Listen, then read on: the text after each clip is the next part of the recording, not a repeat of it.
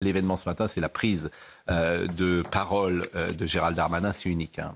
Un ministre de la Justice qui critique en fonction des décisions de justice, je ne suis pas sûr que ce soit arrivé, mais ça en dit beaucoup sur notre société. Alors, avec vous, justement, Amaury, les comparutions immédiates. Pourquoi ? Parce que les Français, que dites-vous ? Ce que je disais, vous disiez que ça en disait beaucoup sur la société, donc je disais, ça en dit beaucoup aussi sur M. Darmanin. Oui, voilà. Sans doute. Mais disons-le à l'antenne. Oui. Joseph Bazescar, vous parlez tout bas. Je ne voulais pas interrompre votre...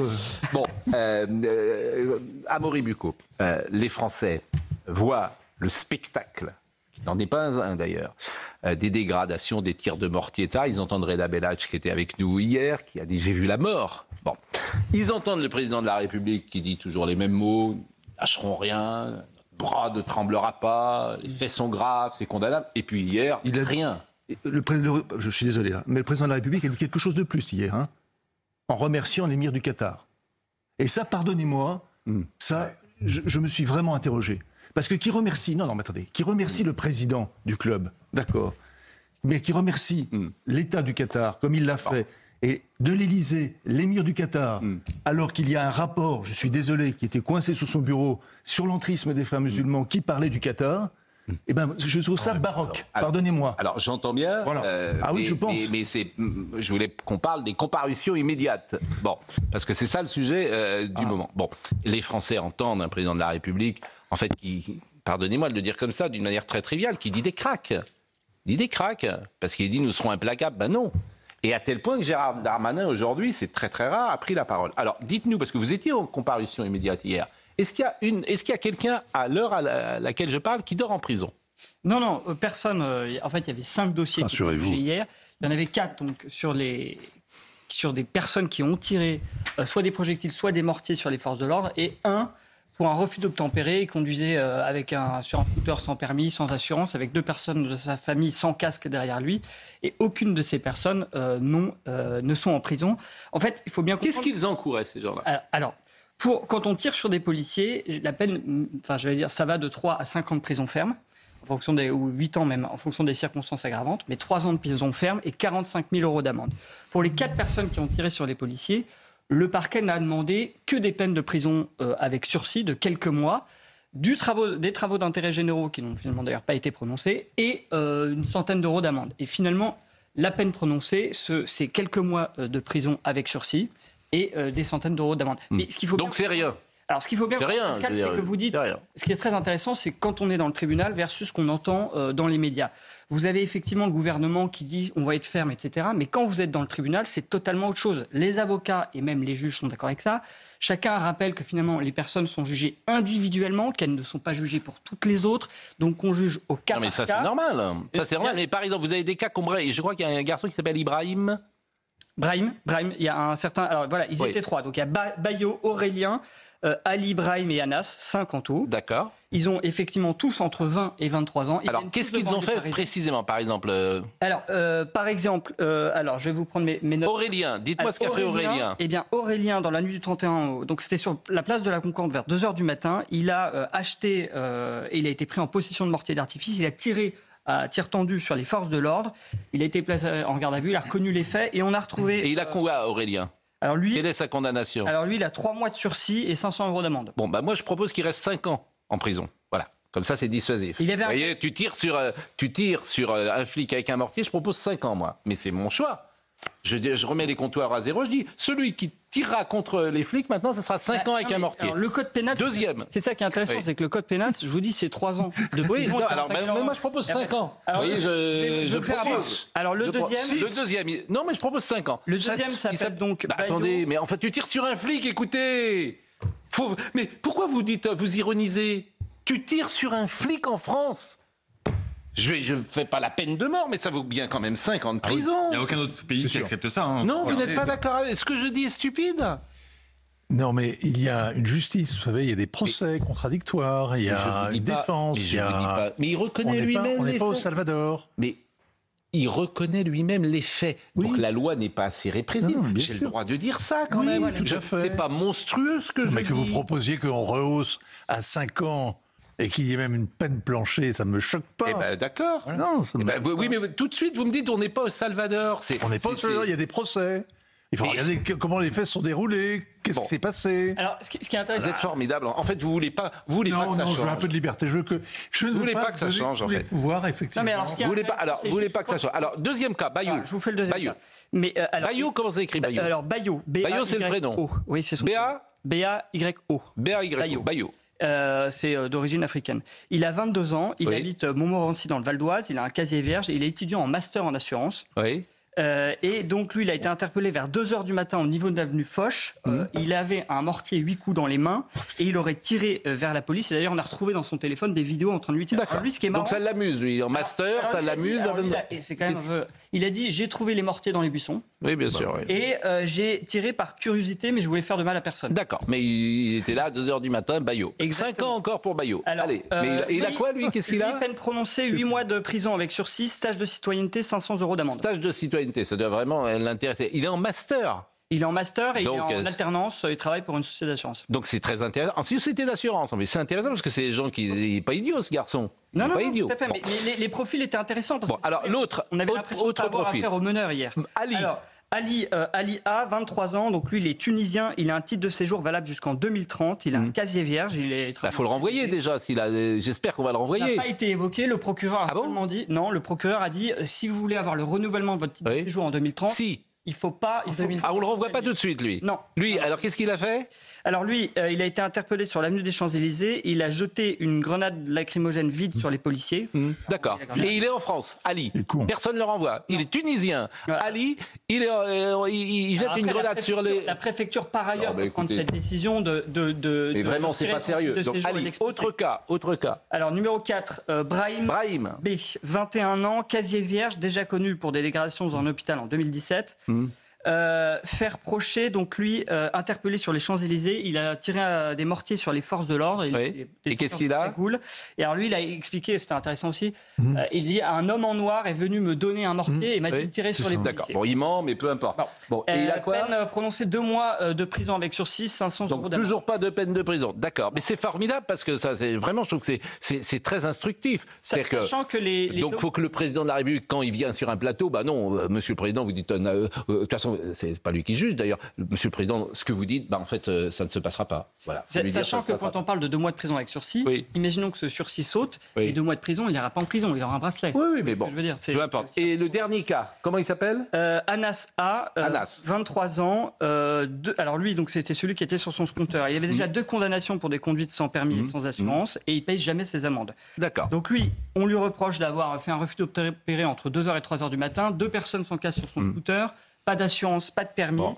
On a demandé, le parquet, alors là c'est intéressant, le parquet a demandé 8 mois de prison ferme Oui. et interdiction de conduire un véhicule à moteur, donc 8 mois de prison ferme. Là encore, c'est aménageable. Oui. Et la peine de prononcer, c'est 8 mois de prison avec sursis D'accord. et Bon. 2 000 € d'amende. Donc continuez les jeunes, continuez, cassez tout, la justice s'en fiche. Je peux dire ça? J'ai le droit de dire ça ou si je dis ça? J'ai le droit de dire ça ou Ce pas? qui est sûr, c'est que par rapport à la peine encourue, la D'accord. peine prononcée, on ne peut pas parler de fermeté. La peine Alors, encourue, vous pouvez rappeler la peine encourue? quand on s'en prend aux forces de l'ordre, c'est Oui. 3 ans de prison, Oui. 45 000 € d'amende. D'accord. Alors Gérald Darmanin, c'est très rare, hein. Parce que Gérald Darmanin, il est outré, et puis il pense à 2027, sans doute. Je pense il pense plus encore à 2027, peut-être qu'il est outré. Je crois pas. Je crois qu'il est vraiment outré comme nous, en fait. Comme les Français, comme tous ceux qui nous écoutent. En fait, ça suffit. Ça va, quoi. Ça va. Alors, il a pris la parole ce matin. Une partie des condamnations pour violence, notamment commises à l'encontre de forces de l'ordre et pour destruction de biens, ne sont plus à la hauteur de la violence que connaît notre pays. Il faut que les magistrats, en qui j'ai toute confiance et qui appliquent le code pénal dans des conditions difficiles, puissent juger ces faits en disposant d'une échelle de peine ferme, simple et réellement adaptée à la délinquance d'aujourd'hui. Mais il pourrait. Là, il se trompe, Gérald Darmanin, puisque les peines encourues, je vous ai posé 3 fois la question, ils ne veulent pas. Peut-être. Les magistrats ne veulent pas. Mais le parquet Il y aurait- non plus. Le parquet n'a pas demandé des peines de prison ferme pour les 4 je vous personnes qui ont assure tiré sur les que forces de l'ordre. ce serait souvent notre ami Gilles-William Golnadel explique que ce seraient des jeunes gens en col blanc avec des cravates pour une délinquance financière, ils seraient déjà en tôle. C'est ce que nous dit Gilles-William Golnadel. Parce que ça, faut taper. À juste titre d'ailleurs, sans doute. Mais là, ils ont toutes les excuses. Il faut faire évoluer radicalement la loi. Bah, il se trompe d'une certaine manière. Il faut déjà la faire appliquer, monsieur le ministre. Les peines minimales, ça forcerait justement les magistrats. Il faut faire radicalement évoluer la loi, supprimer les aménagements de peine obligatoires, supprimer le sursis et mettre en place par la loi une condamnation minimum systématique, ça s'appelle les peines planchers. Oui. Merci. Par exemple, 3 mois de prison ferme réellement exécutés, minimum pour toute agression envers un représentant de l'État. C'est ce que nous disons ici, je pense qu'ils doivent nous écouter, ou encore une amende très élevée pour toute destruction. Ces propositions qu'il nous faut mettre rapidement en vigueur garantissent l'indépendance des magistrats. Il ne se passera rien dans ce pays, je le dis en permanence, c'est de pire en pire, il ne se passera rien. En fait, ce qui est intéressant, Pascal, c'est que si vous voulez, la marge de manœuvre, quand il y a des discours de fermeté comme celui qui a été porté par Gérald Darmanin, Bruno Retailleau et Emmanuel Macron, est en fait assez faible.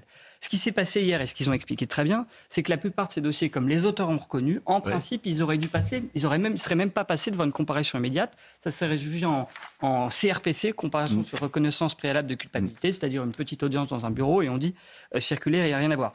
Et là, donc, la seule marge de manœuvre du gouvernement qui a été un peu mis en place, c'est de dire ces personnes, au lieu de les juger en CRPC, on va les envoyer en comparution immédiate pour les juger devant un tribunal. Bon. Et après, le deuxième chose, c'est les réquisitions du parquet, mais qui ne sont quand même pas fortement sévères. Nous sommes d'accord.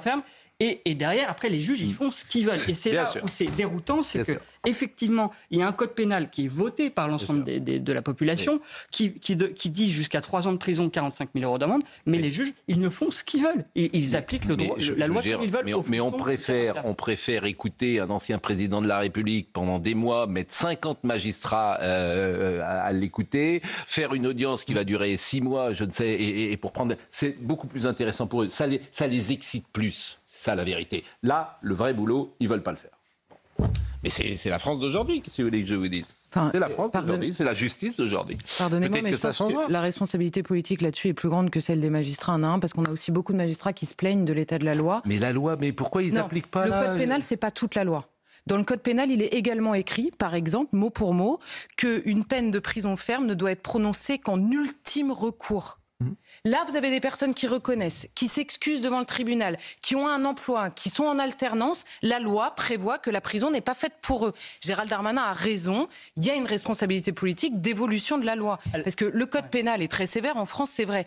Il n'est pas appliqué, en raison de la détestation de la prison qui a alimenté, on va dire, tous les parlementaires qui ont écrit la loi ces dernières années.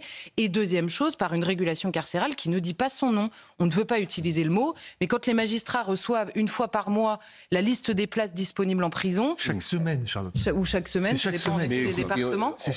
Tout le monde a compris qu'il faut sans doute construire 50 000 ou 100 000 places de prison, c'est très possible que toute cette délinquance, il faut la mettre à l'abri de la société. En Chine, quand il a fallu pendant le Covid construire des hôpitaux en catastrophe, qu'est-ce qui a été fait ? Et comme il y a un déni médiatique dont on va parler dans une seconde avec nos camarades de France Inter, voilà, c'est les Français qui décideront en 2027. Qu'est-ce que vous voulez que je dise ? Juste ce qui était intéressant hier, c'est quand même que les parquets le parquet a demandé à chaque fois des travaux d'intérêt généraux. Et alors là, il y a eu des scènes assez intéressantes. Enfin, ça fait sourire. Les travaux, mais il faut les supprimer, les travaux d'intérêt généraux. Tu vas faire les blues à des jeunes gens qui... Donc, par exemple, pour Aurélien, le premier prévenu, le parquet demande ça, la juge se tourne vers Aurélien et lui explique, voilà, est-ce que vous êtes d'accord pour faire des travaux d'intérêt généraux, puisqu'il n'y a plus de travaux forcés en France, donc si vous n'êtes pas d'accord, on ne le fait pas. Et résultat, des peines ont été demandées, ces travaux d'intérêt généraux ont été demandés par le parquet, certains des prévenus ont dit oui, d'autres non, et globalement, finalement, aucun n'a été condamné à ça. Alors, ça s'ajoute au reste. Au moins, concrètement, vous aviez, en plus de l'amende, vous aviez quelque chose de concret. Si j'étais flic, les flics, ils sont formidables, les flics. Ils sont magnifiques. C'est les seuls dans ce pays.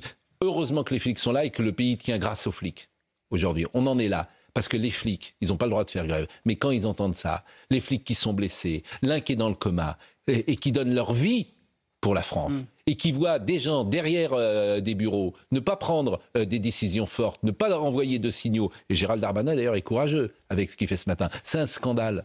C'est ça la vérité. Je peux pas vous dire. Si un policier répond un peu trop fortement, c'est lui qui va être embêté. Et lui sera poursuivi, lui sera condamné lourdement. Bien sûr. Et vous avez un espace médiatique qui ne prend pas fait et cause pour les flics et qui prend fait et cause pour les victimes. Donc ce pays marche complètement sur la tête. Donc voilà. Encore une fois. Et vous dites c'est le contraire. Et encore une fois, Pascal, c'est pas que l'espace médiatique. Vous avez parfaitement raison. Oui, l'espace médiatique. L'espace politique. Oui. à la première seconde, il lâche les flics. Je suis désolée. Exactement. Mis à part quelques-uns. Ben exactement. Donc c'est un scandale en fait. C'est un scandale français. Voilà ce qui vient de se passer hier. En fait, vous avez tout. Les 3 jours qui viennent de se passer sont un marqueur, un scandale français. Vous avez toute la société française. Le déni médiatique, la faiblesse de la justice, l'incapacité de gérer une nuit de folie, etc. Vous avez tout. Vous avez tout. Pour compléter le tableau, vous avez le symbole ultime. C'est que dans les rodéos qui ont suivi cette magnifique victoire du PSG, à Alençon, vous avez vu, il y a une voiture qui avait flambé un immeuble, il y a un rodéo qui s'est mal terminé, la voiture a terminé dans la vitrine d'une horlogerie. Quelle est l'horlogerie? Quel est l'immeuble qui a flambé? Eh bien, c'est l'immeuble à Alençon des parents de Sainte-Thérèse de Lisieux. Vous savez, les parents Martin, qui sont eux-mêmes d'ailleurs sanctifiés. C'est un vrai symbole de ce qu'est devenu la France. Alors, je voulais vous faire écouter, je le dis pour Marine Lançon, on avait prévu d'écouter les amis, si j'ose dire, des casseurs, mais je voudrais quand même qu'on voit cette séquence de Paris Violence, cette séquence zapping que nous avons montrée hier soir, parce que pour voir la réalité de ce qui s'est passé, et puis on écoutera également Reda Belladj juste après, mais revoyons, parce que c'est les réseaux sociaux, en fait. Les réseaux sociaux font l'info aujourd'hui. Puisque TF1, France 2 ne veulent pas en parler, voilà, les grands médias ne veulent pas en parler, France Inter, je n'en parle même plus. Donc ça se passe sur les réseaux sociaux. Donc regardez ce qu'on a vu sur les réseaux sociaux.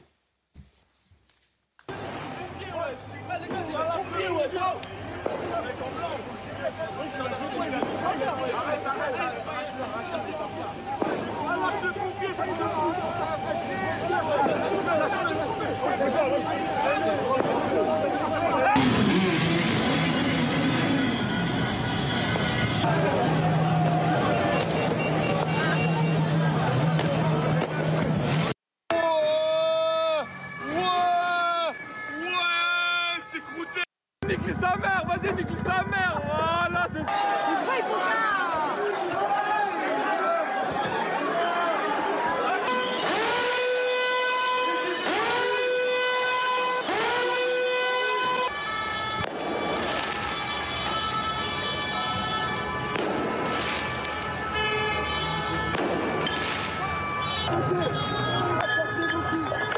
Alors effectivement, pour nos amis, les auditeurs d'Europe 1, je précise qu'on voit des images que vous avez vues sans doute, des exactions, les violences, les tirs de mortier sur le périphérique, dans Paris, des gens qui chargent. C'est une multiplication d'images d'une violence, disons-le, inouïe.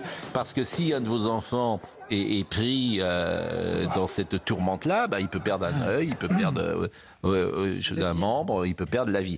Alors Reda Belladj, moi j'aime beaucoup Reda Belladj, c'est un policier qui est un enfant de l'immigration, qui a parlé très souvent à l'antenne de la vie qu'il a eue et l'éducation qu'il a reçue lorsqu'il était jeune dans une banlieue, et puis qui s'est engagé dans la police, et puis qui est aujourd'hui porte-parole de Unité Police. Écoutez ce qu'il disait quand même sur l'antenne d'Europe 1 hier, où il dit « j'ai vu la mort ». J'ai vu la mort sur le périph', oui. En fait, les mecs, ils étaient en T-Max. On aurait dit une Bravem. C'est choquant, mais on aurait dit une Bravem. Des mecs super organisés. Ils avaient tous des mortiers. Ça tirait sur les voitures. La porte-maillot était fermée, bon, pour des raisons de sécurité. J'ai eu le malheur que Oise nous sorte au Parc des Princes. Et là, j'ai vu une favelas, en fait. J'ai vu une favelas. J'ai vu des fumigènes partout, j'ai vu des collègues courir partout, j'ai vu des individus violentés, des policiers, j'ai vu des familles qui étaient là pour s'amuser, qui pouvaient pas s'amuser, qui pouvaient pas s'exprimer. J'ai vu des mecs qui regardaient, j'étais obligé de... Je vais pas vous le cacher, hein, j'ai enlevé mes lunettes parce que j'ai dit au moins si on me reconnaît et que je pense que le Uber, le pauvre, sa voiture elle va se faire défoncer, moi peut-être aussi. Du coup, voilà, on a pris... les mesures qu'il fallait, et puis on a réussi à s'échapper parce que c'était compliqué, ça commençait à monter sur les voitures et tout, et puis pour rentrer, sortir de Paris, on n'avait plus le droit, c'était devenu une zone de non-droit en fait, Paris, tout simplement.